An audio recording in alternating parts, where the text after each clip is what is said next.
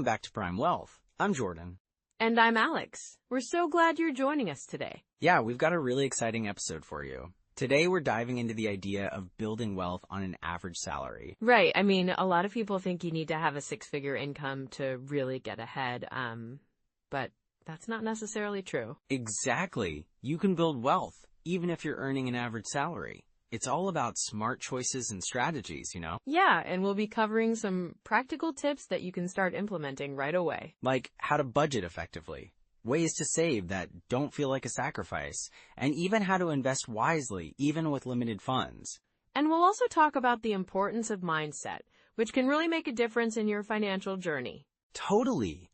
That positive outlook can keep you motivated, even when things get tough. So, if you're ready to take control of your finances, stick around. Because we're going to share some insights that can make a real impact on your financial future. All right, let's jump right into it. Here we go. So, Alex, today we're diving into something that's super important for a lot of our listeners. Building wealth on an average salary, especially for those of us over 40. Absolutely, Jordan. I mean, it's a topic that really resonates with so many people. It's not just about the money, you know? It's about security, peace of mind, and planning for the future. Right. I think a lot of folks might feel stuck, especially if they're in a job that maybe isn't paying what they hoped for, or if they've had to deal with unexpected expenses like health issues or, helping kids with college. Exactly. Life throws curveballs, right? And for people over 40, there's often this pressure. It's like, I should have it all figured out by now. But the reality is, not everyone does. Totally. I mean, I read a statistic recently that said nearly 40% of Americans don't have enough savings to cover a $400 emergency. That's kind of alarming, don't you think? Yeah, it really is. And when you think about it, for those over 40, that can feel even more daunting. They're often in a stage where they're thinking about retirement or supporting aging parents or even, helping their kids move out. Exactly. And it can feel like a juggling act, like you're trying to save for retirement, but then there's this pressure to help the kids, right? Yes, and that can create a lot of stress. I've spoken to clients who say they feel like they're falling behind, and that can really impact not just their finances, but their overall well-being too. For sure. It's like, if you're constantly worried about money, it can affect your health, your relationships, everything. That's so true. And, I often share stories of clients who thought they were too late to start saving, but they made small changes and started to see progress. It's really inspiring. Oh, I love that. Can you share an example? Yeah, there's one client I had. Let's call her Sarah. She was in her early 50s, working a job that paid her just enough to get by. She felt overwhelmed, thinking, I'll never retire comfortably. But after we sat down and looked at her expenses, we found a few areas she could trim down. Like what? Well, she realized she was spending a lot on dining out. More than she thought. Just by cutting back a bit, she was able to redirect that money into savings. That's a really relatable story. It's amazing what a little awareness can do, huh? For sure, and then we also discussed her long-term goals. Once she had a clearer picture of what she wanted, it was easier for her to stay motivated. That makes sense. So it's not just about the money, but also about the mindset, right? Exactly. It's about feeling empowered. And, it's worth noting that people today are living longer, so the need for a solid financial plan is more critical than ever. Yeah, I mean, retirement isn't what it used to be. It's not just sitting back and relaxing anymore. It's about living life to the fullest, right? Absolutely. And with the cost of living rising, especially in healthcare, it's essential to have a strategy in place. Speaking of strategies, I feel like a lot of people think wealth building is only for the wealthy, but that's not true, right? Not at all. Building wealth is something anyone can do, even on an average salary. It's all about consistency and making informed choices. Over time, those choices add up. So for our listeners who might feel discouraged, what would you say to them? I'd say start where you are. It's okay if you didn't start saving in your 20s or 30s. What matters is what you do today. Every little bit counts. Love that. It's never too late to make a change. Exactly. And think about it. Even small contributions to a retirement account can grow significantly over time, thanks to compound interest. Right. It's like planting a seed. The sooner you plant it, the more it can grow. Yes. And it's also about finding ways to increase your income, even slightly. Maybe it's picking up a side gig or learning a new skill that can help you earn more. Oh, I like that idea. And, I think many people underestimate their own abilities. They might have skills that could translate into a side hustle. Absolutely. And it doesn't have to be a huge time commitment. Just a few hours a week can make a difference. And for those who are feeling really stuck, I think talking to a financial advisor can help, right? Definitely. A good advisor can provide clarity and help you create a personalized plan. It's all about taking that first step. Wow, this has been so encouraging. I feel like we've just touched the surface of this topic. We have. And there's so much more to explore. I can't wait to dive into some practical strategies for building wealth. Me too. Let's get into it. Welcome back to Prime Wealth.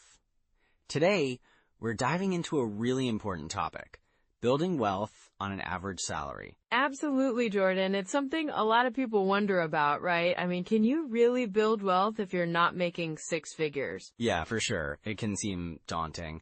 But, it's all about the right strategies and mindset, isn't it? Exactly. So let's get into some core strategies. First off, I'd say the most important thing is understanding your cash flow. Cash flow? Can you break that down a bit for us? Sure. So cash flow is basically the money coming in versus the money going out. You have your income, which is your paycheck, and then your expenses like rent, groceries, and so on. Right, and keeping track of all that is key, I assume. Yes. And one way to do that is by creating a budget. It doesn't have to be complicated. Just write down your income and your fixed expenses, then see what's left over for variable expenses. Okay, so, what's a good rule of thumb for budgeting? A popular method is the 50/30/20ths rule. You allocate 50% of your income to needs, 30% to wants, and 20% to savings and debt repayment. Oh, that sounds manageable. So if I make $4,000 a month, I'd spend $2,000 on needs, $1, $200 on wants, and $800 on savings. Exactly. And that $800 can build up over time. You can use it for an emergency fund, retirement, or investing. Speaking of investing, when should someone start doing that? As soon as you can, even if it's a small amount.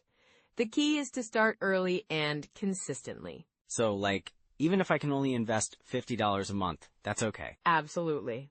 That's a great start. It's about building the habit and taking advantage of compound interest over time. Compound interest. That's like magic, right? It really is.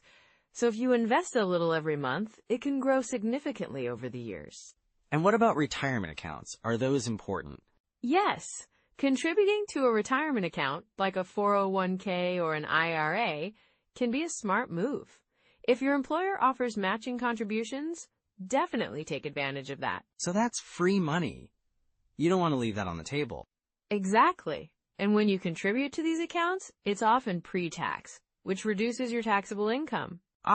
So it's a win-win. Speaking of taxes, should people be thinking about that while building wealth? Definitely, Jordan. Having a plan for taxes can further optimize your savings.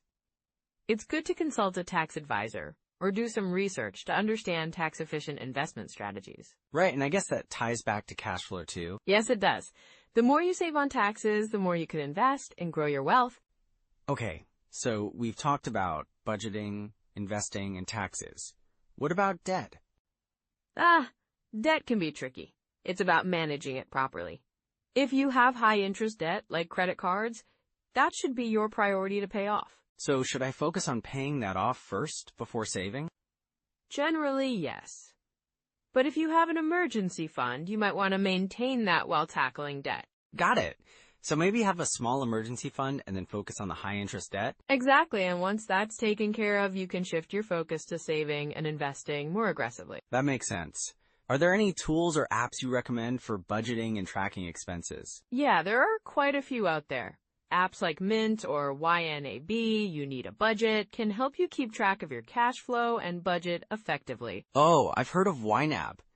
It's supposed to help you assign every dollar a job, right? Yes, it encourages you to be intentional with your spending, which can make a big difference in your financial journey. That's super helpful. So what about lifestyle changes? Are there habits people can adopt to help build wealth on an average salary? For sure. One simple habit is to always pay yourself first.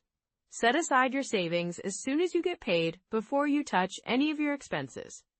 Oh, I love that idea. It's like making savings a priority, right? Exactly. And another habit is to regularly review your spending. Look for areas where you can cut back without sacrificing your quality of life. Like maybe dining out less or finding cheaper entertainment options? Yes, exactly. Small changes can add up over time, and you'll be surprised how much you can save. This is also practical. I feel like I can actually start doing these things today. That's the goal. Building wealth isn't just for the high earners. It's about consistent action and smart choices. So as we wrap up this section, what are some common pitfalls people should watch out for? Well, one big pitfall is lifestyle inflation. As you earn more, it's tempting to spend more. Stay disciplined and keep your priorities straight. Yeah, that's so true. And what about getting rich quick schemes? Oh, definitely avoid those. Building wealth takes time and patience. There's no shortcut. Great advice, Alex. I think we've covered some solid strategies today. Can't wait to dive into the pitfalls next. Me too, Jordan. Thanks for having this important conversation. So Alex, let's dive into some of those common pitfalls people face when they're trying to build wealth on an average salary. Absolutely, Jordan. You know, one of the biggest mistakes I see is people just not tracking their spending. Oh, for sure. It's so easy to lose sight of where your money goes, right? Exactly. I mean, you think you're doing okay, but then you check your bank statement and it's like, whoa, where did all that money go? Yeah, I've been there. So what do you suggest? Well, I always recommend starting with a budget. You know, something simple. Even just tracking your expenses for a month can be eye-opening. Right. And it doesn't have to be complicated. Just a notebook or an app. Exactly. And once you see where your money is going, you can make adjustments. Like cutting out those little things that add up, right? Yes, like that daily coffee run. It seems harmless, but if you're spending $5 a day, that's... Like $150 a month. Exactly.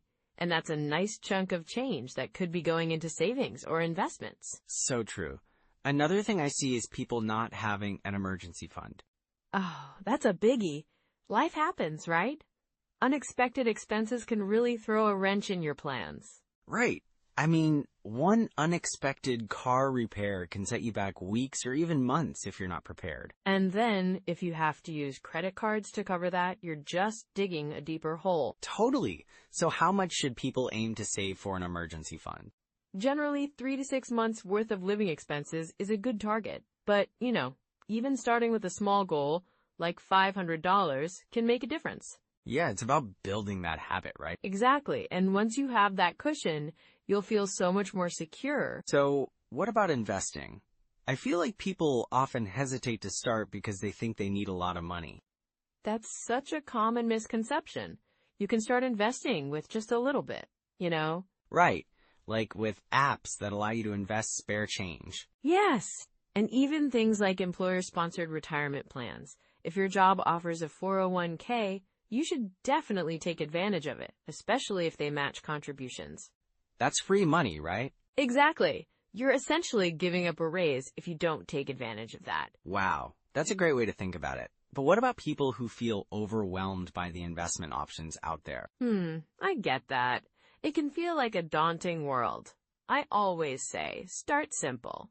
Index funds or target date funds are great for beginners. Oh, right.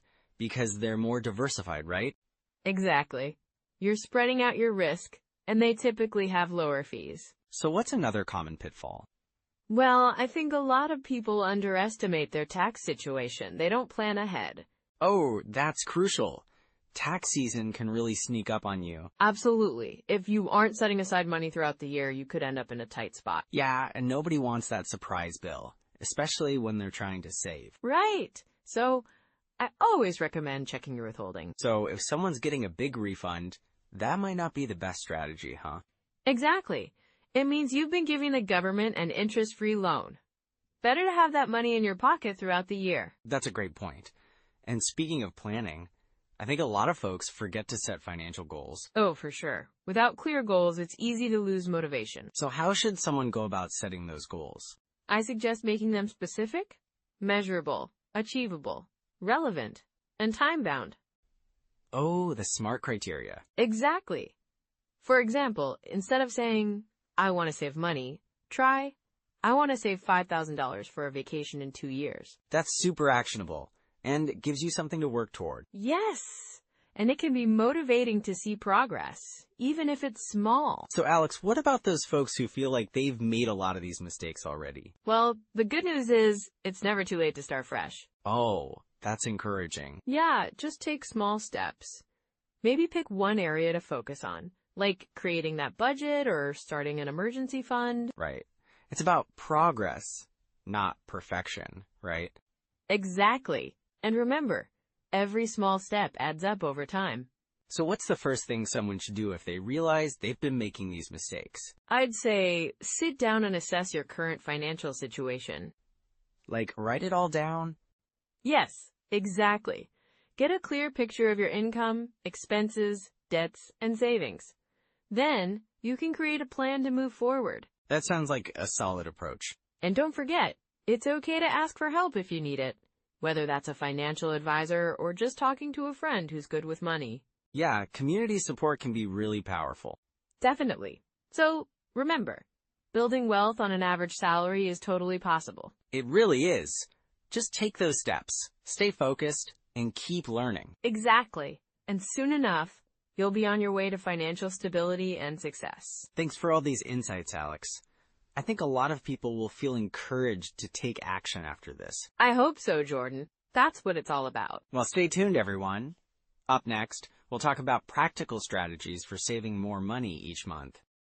So, Alex, we've talked a lot about building wealth on an average salary, right? But now, let's get into the nitty-gritty. Like, what are some immediate actions people can take? Absolutely, Jordan. It's all about those small steps, you know. The first thing I'd suggest is to really take a good look at your budget. Right, yeah. Budgeting can feel overwhelming sometimes, though. I get that. But, it doesn't have to be complicated. Just start with tracking your expenses for a month. You could use an app like Mint or YNAB. You need a budget. Oh, I've heard of YNAB. It's pretty user-friendly, right? Exactly. Just, set it up to track your spending. You'll be surprised at where your money is actually going. Yeah, I can see how that would be eye-opening. So once they've got that info, what's next? Well, once you've got a good grasp on your spending, you can start to identify areas to cut back.